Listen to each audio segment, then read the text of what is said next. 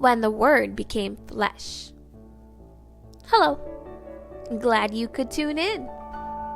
In this little series, we'll be looking at 4 categories of verses that will describe the events that transpired when the Word became flesh. Side note, in this video, the recycled name of the Savior or Mashiach appears a lot, and to avoid personal discomfort and disrespect to the Mashiach or any confusion, I'll mention now that I will not be using the recycled name, but rather the given name of Yahusha. It's just so true to the mission. Anyway, let's begin with some aspects of the Mashiach's personality that are amazing, astounding, offensive, and above all, faithful and true. In this video, we'll be looking at Yahusha. Yahusha the person, for all those who aren't convinced that he is also the Son of Man. Let's begin at John, shall we? Chapter 4, verses 5 through 18. And he must needs go through Samaria. Then cometh he to a city of Samaria which is called Sychar, near to the parcel of ground that Jacob gave to his son Joseph. Now Jacob's well was there. Yahusha therefore, being wearied with his journey, sat thus on the well, and it was about the 6th hour. There cometh a woman of Samaria to draw water. Yahusha saith unto her, Give me to drink. For his disciples were gone away unto the city to buy meat. Then saith the woman of Samaria unto him, How is it that thou, being a Jew, asketh drink of me, which am a woman of Samaria? For the Jews have no dealing with the Samaritans. Yahusha answered and said unto her, If thou knewest the gift of Yahuwah, and who it is that saith to thee, Give me to drink, thou would have asked of him, and he would have given thee living water. The woman saith unto him, Sir, thou hast nothing to draw with, and the well is deep. From whence then hast thou that living water? Art thou greater than our father Jacob, which gave us the well, and drank thereof himself, and his children, and his cattle? Yahusha answered and said unto her, Whosoever drinketh of this water shall thirst again. But whosoever drinketh of the water that I shall give him shall never thirst. But the water that I shall give him shall be in him a well of water, springing up into everlasting life. The woman saith unto him, Sir, give me this water, that I thirst not, neither come hither to draw. And Yahusha saith unto her, Go, call thy husband, and come hither. The woman answered and said, I have no husband. Yahusha said unto her, Thou hast well said, I have no husband, for thou hast had 5 husbands, and he whom thou now hast is not thy husband. In that saidst thou truly. Wow. This Yahusha not only dared to ask a Samaritan woman to fetch him some water, but also dared to have a conversation with her. He didn't even judge her about her marital status. He simply commended her for telling the truth. His father tells him all, so I'm sure he knows what sort of woman she may be. But he still doesn't reject her. Yahusha is kind. Next, let's go to John chapter 1, verses 47 to 51. Yahusha saw Nathanael coming to him, and saith of him, Behold, an Israelite indeed, in whom is no guile. Nathanael saith unto him, Whence knowest thou me? Yahusha answered and said unto him, Before that Philip called thee, when thou wast under the fig tree, I saw thee. Nathanael answered and saith unto him, Rabbi, thou art the son of Yahuwah. Thou art the King of Israel. Yahusha answered and said unto him, Because I said unto thee, I saw thee under the fig tree, believest thou? Thou shalt see greater things than these. And he saith unto him, Verily, verily, I say unto you, hereafter ye shall see heaven open, and the angels of Yahuwah ascending and descending upon the Son of Man. As I said before, Yahusha receives all wisdom, knowledge, and understanding from his Father, so naturally, he knows each one of us before we even know him. This is not an excuse, however, to stop seeking him and say, God knows my heart. Sure he does, but do you know his? Yahusha hears Yahuwah, so very clearly, because they share something that the rest of us are striving to obtain. This is how he knows so much. Next, let's go to Matthew chapter 7, verses 21 to 23. Not everyone that saith unto me, Master, Master, shall enter into the kingdom of heaven, but he that doeth the will of my Father which is in heaven. Many will say to me in that day, Master, Master, have we not prophesied in thy name?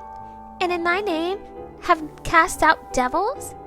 And in thy name have done many wonderful things? And then I'll profess unto them, I never knew you. Depart from me, ye that work iniquity. This Yahusha is honest and not to be trifled with. This is another reason why we shouldn't play with his name, for we know not the end of such decisions. I'm sure the scariest thing that anyone could hear in this lifetime, and afterward, is, I never knew you. Let's not play with the one who can deliver us. Let's go to Matthew chapter 22, verses 15 to 22. Then went the Pharisees and took counsel how they might entangle him in his talk. And they sent out unto him their disciples with the Herodians, saying, Master, we know that thou art true, and teachest the way of Yahuwah in truth, neither carest thou for any man, for thou regardest not the person of men. Tell us therefore, what thinkest thou? Is it lawful to give tribute unto Caesar or not? But Yahusha perceived their wickedness and said, Why tempt ye me, ye hypocrites? Show me the tribute money. And they brought unto him a penny. And he saith unto them, Whose is this image and superscription? They say unto him, Caesar's. Then saith he unto them, Render therefore unto Caesar the things which are Caesar's, and unto Yahuwah the things that are Yahuwah's. When they had heard these words, they marveled and left him, and went their way. Yahusha is so clever. Most of us would love to be so clever in front of our enemies, but we still lack so much understanding. Yahusha is so well led, he's so obedient, that he could never fall into the trap of an enemy. Finally, let's go to Matthew chapter 23. This is a long one, but it's worth it. Then spake Yahusha to the multitude and to his disciples, saying, The scribes and the Pharisees sit in Moses' seat. All therefore whatsoever they bid you observe, that observe and do. But do not ye after their works, for they say and do not. For they bind heavy burdens and grievous to be borne, and lay them on men's shoulders, but they themselves will not move them with one of their fingers. But all their works they do for to be seen of men. They make broad their phylacteries, and enlarge the borders of their garments, and love the uppermost rooms at feasts, and the chief seats in the synagogues, and greetings in the marketplaces, and to be called of men, Rabbi, Rabbi.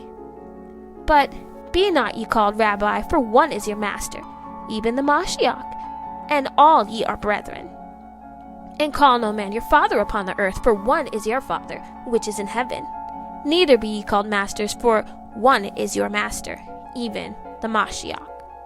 But he that is greatest among you shall be your servant, and whosoever shall exalt himself shall be abased, and he that shall humble himself shall be exalted. But woe unto you, scribes and Pharisees, hypocrites! For ye shut up the kingdom of heaven against men. For ye neither go in yourselves, neither suffer ye them that are entering to go in. Woe unto you, scribes and Pharisees, hypocrites! For ye devour widows' houses, and for a pretense make long prayer. Therefore ye shall receive the greater damnation. Woe unto you, scribes and Pharisees, hypocrites! For ye compass sea and land to make one proselyte, and when he is made, ye make him twofold more the child of hell than yourselves. Woe unto you, ye blind guides, which say, Whosoever shall swear by the temple, it's nothing, but whosoever shall swear by the gold of the temple, he's a debtor. Ye fools and blind, for whether is greater, the gold or the temple, that sanctifieth the gold? And whosoever shall swear by the altar, it is nothing, but whosoever sweareth by the gift that is upon it, he is guilty. ye fools and blind, for whether is greater, the gift or the altar that sanctifieth the gift? Whoso therefore shall swear by the altar sweareth by it and all things thereon. And whosoever shall swear by the temple sweareth by it and by him that dwelleth therein. And he that swear by heaven sweareth by the throne of Yahuwah and by him that sitteth thereon. Woe unto you, scribes and Pharisees, hypocrites! For you pay tithe of mint and anise and cumin, and have omitted the weightier matters of the law, judgment, mercy, and faith. These ye ought to have done, and not to leave the other undone. Ye blind guides, which strain at a gnat and swallow a camel. Woe unto you, scribes and Pharisees, hypocrites! For you may clean the outside of the cup and of the platter, but within they're full of extortion and excess. Thou blind Pharisee, cleanse first that which is within the cup and platter, that the outside of them may be clean also. Woe unto you, scribes and Pharisees, hypocrites! For you're like unto whited sepulchres, which indeed appear beautiful outward, but are within full of dead man's bones, and of all uncleanness. Even so, you also outwardly appear righteous unto men, but within you're full of hypocrisy and iniquity. Woe unto you, scribes and Pharisees, hypocrites! Because you build the tombs of the prophets and garnish the sepulchres of the righteous, and say, if we had been in the days of our fathers, we would not have been partakers with them in the blood of the prophets. Wherefore ye be witness against yourselves, that ye are the children of them which killed the prophets. Fill ye up then the measure of your fathers. Ye serpents, ye generation of vipers, how can you escape the damnation of hell? Wherefore, behold, I send unto you prophets and wise men and scribes, and some of them ye shall kill and crucify, and some of them shall ye scourge in your synagogues, and persecute them from city to city, that upon you may come all the righteous blood shed upon the earth, from the blood of the righteous Abel unto the blood of Zechariah, son of Berechiah, whom ye slew between the temple and the altar. Verily I say unto you, all these things shall come upon this generation. O Jerusalem, Jerusalem, thou that killest the prophets, and stonest them which are sent unto thee, how often would I have gathered thy children together, even as a hen gathereth her chickens under her wings, and ye would not. Behold, your house is left unto you desolate. For I say unto you, ye shall not see me henceforth, till ye shall say, blessed is he that cometh in the name of Yahuwah. Yahusha, like Yahuwah, has no respect of persons. Yahusha does not care who you are, who you know, or what you think you can do. Nobody is above correction, and Yahusha makes that very clear here. It's also clear how much he hates self-exaltation and hypocrisy, because he doesn't do either. Yahusha's ways are perfect, and even though he says nothing wrong, so many people are offended by him, but he's not deterred. We ought to be the same way, faithful and true to Yahuwah, our Creator, instead of pacifying other people's egos and emotions. That leaves no room for edification, especially if we claim to love these people. Let us stop here and continue on to the next facet in an upcoming video. But until then, Hallelujah.